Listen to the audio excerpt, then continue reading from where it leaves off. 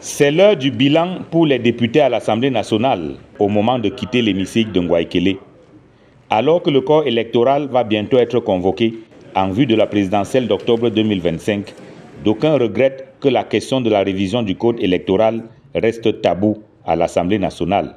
L'immense majorité du peuple camerounais, la quasi-totalité des acteurs de la scène politique et de la société civile appellent à la modification des règles électorales avant l'élection d'octobre 2025.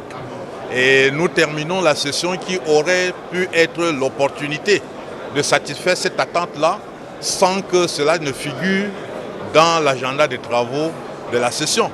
Dans son discours de clôture de session, le président de l'Assemblée nationale s'est plutôt montré préoccupé par la question de la préservation de la paix pendant le scrutin présidentiel. Le président est revenu plusieurs fois sur la nécessité de bien organiser l'élection présidentielle qui a lieu en octobre prochain. Il invite tous les acteurs, sans exclusif, à travailler de façon professionnelle pour que règne la paix avant, pendant et après cette élection présidentielle qui est cruciale dans notre pays.